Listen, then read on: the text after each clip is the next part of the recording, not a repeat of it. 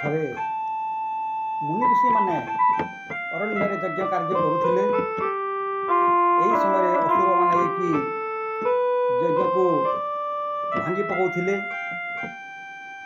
ବିଶ୍ୱାମିତ୍ର ଋଷି ଚିନ୍ତା କଲେ, କିଏ ଏଥିରୁ ରକ୍ଷା କରିପାରିବ? କେବଳ ରାମ ଲକ୍ଷ୍ମଣ ହିଁ ଭରସା, ସେମାନେ ହିଁ ଯଜ୍ଞକୁ ରକ୍ଷା କରିପାରିବେ। ଅଯୋଧ୍ୟାର ରାଜା ଥିଲେ ଦଶରଥ। ବିଶ୍ୱାମିତ୍ର ଋଷି ଦଶରଥଙ୍କ ନିକଟକୁ ଆସି ଅନୁରୋଧ କରି ରାମ ଲକ୍ଷ୍ମଣଙ୍କୁ ଯଜ୍ଞ ରକ୍ଷା ପାଇଁ ଅରଣ୍ୟକୁ ନେଇଗଲେ।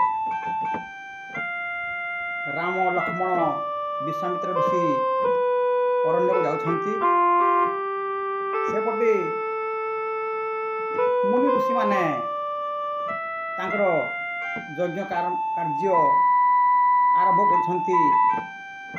ଓଁକାର ଧ୍ୱନି ଶୁଣି ଅସୁର ଅସୁରୁଣୀମାନେ ପୁଣି ଆସିକି ଋଷିମୁନିଙ୍କୁ ଆକ୍ରମଣ କଲେ। ତାଡ଼କାସୁର ରାମଚନ୍ଦ୍ରଙ୍କ ଆଡ଼କୁ ମାଡ଼ି ଆସିଲା। ରାମ ଏବଂ ତାଡ଼କାସୁର ମଧ୍ୟରେ ଯୁଦ୍ଧ ହେଲା। ରାମଙ୍କର ତୀରରେ ତାଡ଼କାସୁର ମୃତ୍ୟୁବରଣ କଲା, ମରିଗଲା। ଏହାପରେ ଯଜ୍ଞ ରକ୍ଷା କରି ରାମଚନ୍ଦ୍ର ଯେତେବେଳେ ଅରଣ୍ୟରେ ଯାଉଥିଲେ, ତାଙ୍କ ପାଦ ଗୋଟେ ପଥରରେ ବାଜିଯିବାରୁ ଗୋଟେ ସୁନ୍ଦରୀ ରମଣୀଟିଏ ବାହାରିଲା। ରାମଚନ୍ଦ୍ର ପଚାରିବାରୁ ବିଶ୍ୱାମିତ୍ର କହିଲେ, ଏ ହେଉଛନ୍ତି ଅହଲ୍ୟା।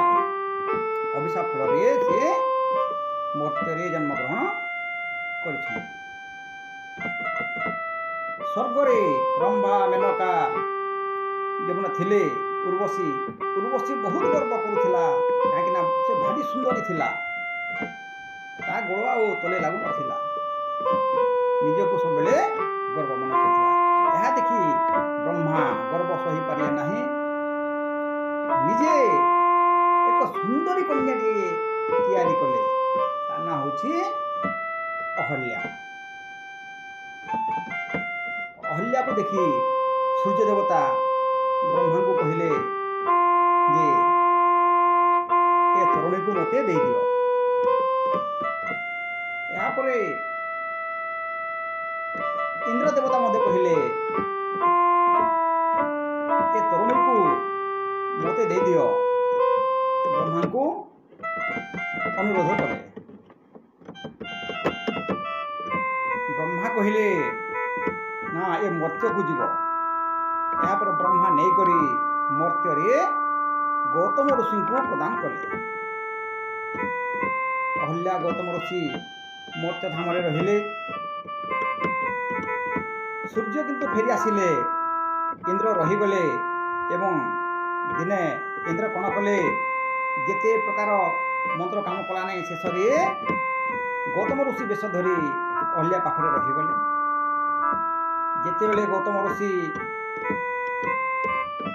ତାଙ୍କର ଯୋଗ ତପସ୍ୟାରେ ଫେରି ଆସିଲେ, ଦେଖିଲେ ଇନ୍ଦ୍ର ବିରାଡ଼ି ରୂପରେ ପଳାୟନ କରୁଛନ୍ତି। ଗୌତମ ଋଷି ଧ୍ୟାନ ବଳରେ ଜାଣିଗଲେ, ଏ ହେଉଛି ଇନ୍ଦ୍ରଙ୍କର କାମ। କ'ଣ କରିବେ? ଶେଷରେ ଗୃହକୁ ପ୍ରବେଶ କରି ଅହଲ୍ୟାଙ୍କୁ ଗାଳି ଦେଲେ। ଅହଲ୍ୟାକୁ ଗାଳି ଦେଇକି ତାଙ୍କୁ ଧିକ୍କାର କରି କହିଲେ, ଯାଅ, ତୁମେ ପାଷାଣୀ ହେଇଯାଅ। ତ୍ରେତୟା ଯୁଗରେ ବିଷ୍ଣୁ ରାମଚନ୍ଦ୍ର ଅବତାର ନେଇକି ଆସିବେ, ତାଙ୍କର ପଦ ଧୂଳି ବାଜିଲେ ତୁମେ ମୁକ୍ତି ହେଇଯିବ। ଏହାପରେ ଅହଲ୍ୟା ରାମ ଲକ୍ଷ୍ମଣ ବିଶ୍ୱାମିତ୍ରଙ୍କ ପାଦ ଛୁଇଁ ଗୌତମ ଋଷିଙ୍କ ପାଖକୁ ଚାଲିଗଲା ଏବଂ ରାମ ଲକ୍ଷ୍ମଣ ବିଶ୍ୱାମିତ୍ର ମଧ୍ୟ ବନ ପ୍ରଦେଶ ଦେଇ ଆଗକୁ ଗମନ କଲେ।